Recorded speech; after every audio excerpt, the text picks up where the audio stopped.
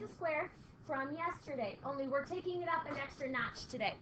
So yesterday, when we did complete the square, we always had leading coefficient, so the number in front of the x squared was 1. That has to be true. That is the only way we can complete the square. Use that method, is if the first number, the leading coefficient, is 1. Today, though, we're going to give you problems that don't have a 1 in front. So we have to figure out how to complete the square when I'm not given leading coefficient 1. These are the same steps that we had on our paper yesterday. Right? They are there for your reference. I'm not going to read through them right now because if we're good at the process, and I'll be walking through the problems with you, but if you need them for like your practice later, they're right there. Okay? Let's jump right into a problem. We're going to solve these problems using complete the square. We're going to leave our answers in fraction form, or if there's a radical, simplest radical form. Okay? So, first thing, if you remember from yesterday, or you can look at the top of your paper, what's the first thing you have to do when you complete the square? Not yet. Okay, yes, so we have to get all the x's on one side and the constants on the other side. So, what do I have to move? Plus 48. So I'm going to add 48 to both sides of the equation. Now, yesterday when I did this, I rewrote this as 6x squared plus 12x. And then remember, I put a square there because we are completing the square. And that reminds us I have to do that. Equals 48. Yep, plus a square, a box. Remember, I have to add the same thing to both sides. Now I have to look at my problem. I look up here. This is my leading coefficient. That is 6. Right? 6 is not 1, right? What do your directions say you have to do when I have leading coefficient of 6? Read the directions. What does it say? Go back up here. It says divide all the equations by the coefficient of x squared if it's not equal to 1. All right, so what do I have to divide everything by? 6. So divide the first term by 6, the second term by 6, and the 48 by 6. Because when I do that, what am I left with for this first term? What's 6x squared divided by 6? X squared. What's 12x divided by 6? Plus 2x. All right, I still have my box. What's 48 divided by 6? 8. Yep. Plus my other square. Now from here on out, it's the same as yesterday. Okay. So, who remembers what I did yesterday? How did I find what goes in this square? Yep. I take the 2, the middle number, and I divided it by 2. Then I'm going to square it. So what's 2 divided by 2? 1. What's 1 squared? 1. So remember, I took the middle number, divided it by 2, and squared it. Then I took that number and I put it in my boxes. I completed the square. Now, I need to factor the left-hand side. So I said you could use split the middle if you want to do the long way or you don't like the shortcut. But I like the shortcut because it's a shortcut. So I'm going to factor this trinomial into 2 binomial factors here. Okay? What has to be true about these 2 factors when we complete the square? They have to be exactly the same.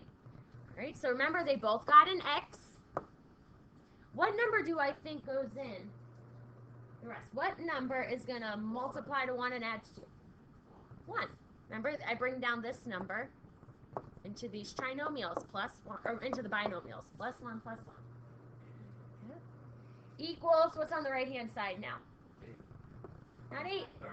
9. I add the 8 plus 1 together. Here we go. Well, what can I do with the x plus 1 and the x plus 1?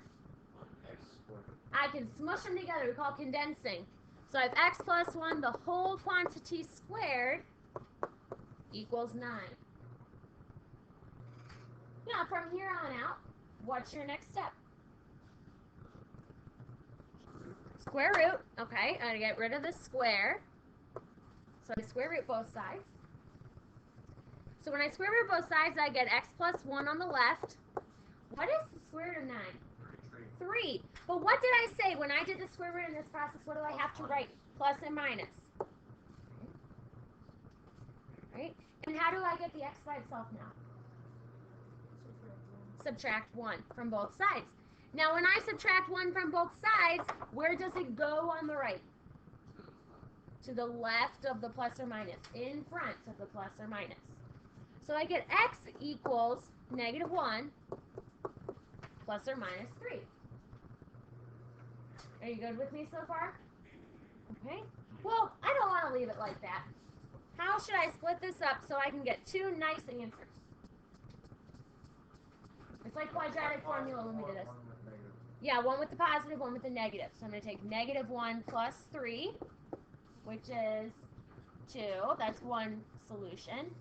And then I do the minus version. Negative 1 minus 3, which is negative 4. Well, what kind of numbers are 2 and negative 4? What? They're rational, yes?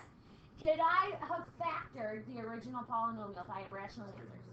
Yes, I could have factored it. All right, so that brings us to the question right underneath.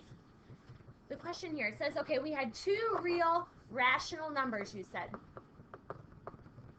What other method could I have used to solve this problem, other than complete the square? Okay, I could have used the quadratic formula. That always works.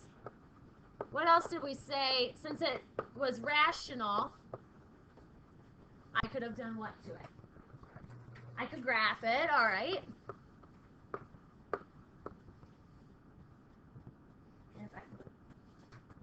Which is what? Factoring, Zach said.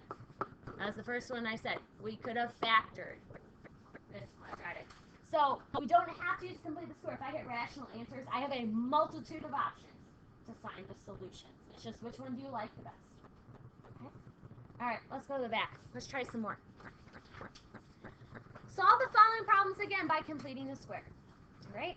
Let's see. We'll do one more together, then we'll try one on our own, see how you're doing. Okay? So first step, what do I have to do here? Add the 14. Very good. All right, so I'm going to add the 14. I'm trying to get the constant to the other side of the equal.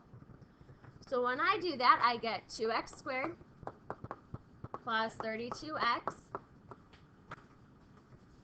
plus the box equals 14 plus a square. Now I look, is my leading coefficient 1? No, so what do I have to divide everything by? 2. I need to get rid of that leading coefficient. So when I do that, when I divide by 2, the new quadratic I have is just plain old x squared plus 16x. All right, then I have my square equals 7 plus box. Now, as usual, if you want to work a little bit ahead of me and then check your work as I go, that's totally fine. All right, I take that middle number, the 16.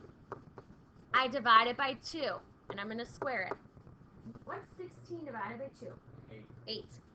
8 squared is, that's right, 64. So 64 goes in both of my squares. Any questions so far? You guys okay? All right. Now, I have to factor the left-hand side. Again, this goes, I'm making a perfect square trinomial here. So I put 2 parentheses down for 2 binomials. They have to look exactly the same. So I need, what number is going to come down in the binomial? 8. Positive or negative? Positive, because the 16 is positive. Plus 8 equals, not 62, 71. I don't know where you got 62 from. Someone's calculator's broken. All right. I condense the left-hand side, which is x plus 8. Then I square it. Equals 71. Okay. Okay. Now I take the square root of both sides. Square root, square root. And when I take the square root, what do I have to write in front of the square root? Plus or minus the square root of 71. And how do I get x by itself? Minus 8. Now remember, when I do the minus 8, where does it go? In front of the plus or minus. So I'll have negative 8 plus or minus the square root of 71. Now you have to decide. Let's think about our entrance slip from today. Can I break down 71? No, there's no perfect square that goes into it. In fact, 71 is prime. So that is my final answer. Are those, how many answers do I actually have here? 2. And what kind of numbers are they? Irrational. So I have 2 irrational roots. Could I have factored the original problem? No. Excellent. Very good. All right, so I'll let you copy if you're still writing things down. So the next one, I really want you to think about. If you want to work ahead, totally fine. Work ahead, do the problem, hang out when you're done, or do the next problem.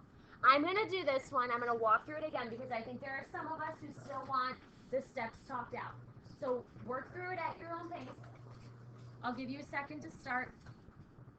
Remember, I want to get all the numbers on the right-hand side of the equals. So here, I'm going to start by adding 64 to both sides. Okay. So when I do that, I'm going to have negative 4x squared plus 32x plus my box equals 96 plus box. Okay. All right. Now, keep on going. I'm just going to talk through it up here if you want to follow along. I need this number in front of x squared to be 1. So I divide by the leading coefficient, which is negative 4. All right. When I divide by negative 4, I end up with x squared minus 8x plus my box equals negative 24 plus my box. Do you guys get that? Okay. Keep on going. Because now you need to complete the square. So fill in the squares. You're going to take this middle number and divide it by 2. That's how you start. Take the middle number divided by 2. And whatever that answer is, you need to square it. That was our rule from yesterday. So negative 8 over 2 is negative 4 squared, which is 16. So good. 16 should go in both of your boxes. I hope if you're working ahead, you're listening, and you're saying, oh yeah, I got 16. Okay. Now I factor the left-hand side. 2 binomials here. And x goes in both. Now the number that goes next to the x is going to be negative 4. Okay, that goes in both. So minus 4 this time. We haven't had a negative today. You could check it by using the distributive, the FOIL method here. Okay. Equals negative 24 plus 16 is negative 8. I'll give you a second to catch up.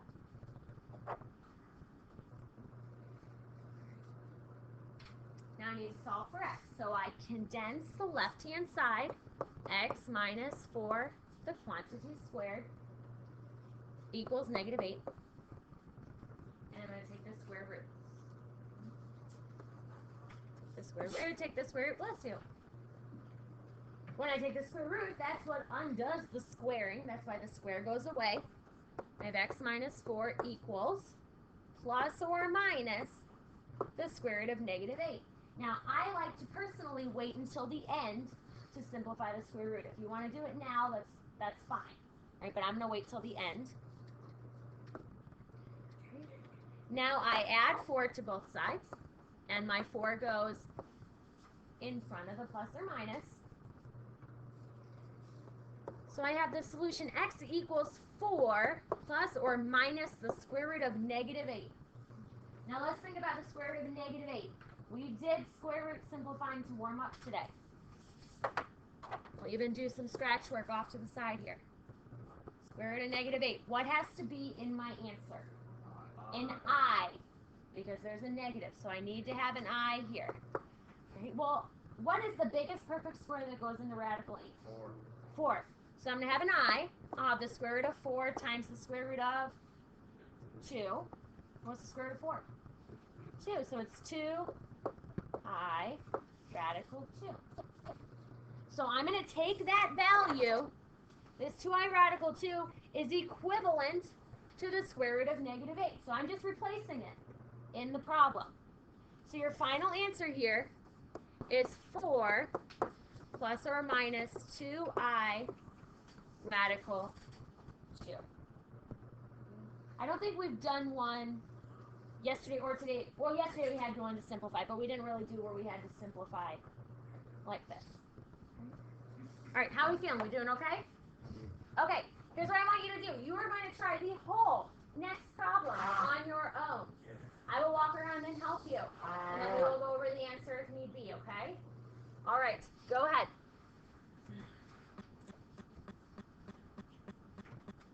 All right, so the last problem here. I start again by moving the 9 to the other side of the equal sign. So when I do that, I end up with 4x squared plus 8x plus the square I have to complete equals 1 plus the square I have to complete. As like every other problem that you had on here, you need the leading coefficient to be 1. So you're going to divide everything by 4. When you divide by 4, you get x squared plus 2x plus the square I have to complete equals 1 over 4 plus the square. So hopefully you all got that step.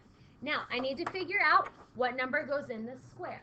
So I take this middle term here, 2, I divide it by 2 and square it. Right, so 2 divided by 2 is 1. 1 squared is 1. So hopefully, which I saw when I walked around the room, you all added 1 to both sides. Well, now I have to factor the left-hand side into two binomials. So I need x's in both, and the number that I'm going to put in there is going to be the 1. Right? X plus 1, x plus 1. If you needed to double check that, you can multiply them together. Now, the tricky part here is we have a fraction, and we haven't really dealt with fractions before. But it's okay to have a fraction. So I have 1 plus 1/4, which is 1 and 1/4, or I'm going to write it this way, 5 over 4. That's just going to make it simpler in the last step. Now I condense the left-hand side together, x plus 1 squared equals 5 over 4. And I take the square root as usual. Now it's just kind of the same old steps that we've been doing. Okay, so I take the square root of both sides. I get x plus 1 equals plus or minus radical 5 over 4, which I will simplify the square root at the end. That's what I like to do. Now I'm going to move the 1, minus 1, minus 1, which again, that has to go right here in front of the plus or minus. So I saw a lot of really good answers. I saw walking around a lot of x equals -1 plus or minus radical 5 over 4. If you got to that point, then you know how to complete the square, and that's really good. Now, if you got to that again, perfect. But we can simplify radical 5 over 4. Let me get a different color. We did this on our warm-up this morning. When I have a fraction under a square root, what do I have to do with the square root? Split it up. Put it in the numerator and the denominator. So I have radical 5 over radical 4. Does the numerator simplify? Does the denominator simplify? Indeed. Yeah, what's the denominator? 2. Radical 5 over 2. So, I'm going to take that radical 5 over 2, that's not what I wanted, and replace it in our answer. So your final answer is x equals -1 plus or minus the square root of 5 over 2. Again, if you got to the step in green, you should be proud of yourself because you've done a hard process and you were able to figure it out. That was the hardest problem on the page. Okay? You good? We're not going to worry about the quadratic formula part. Okay, so we are done with notes.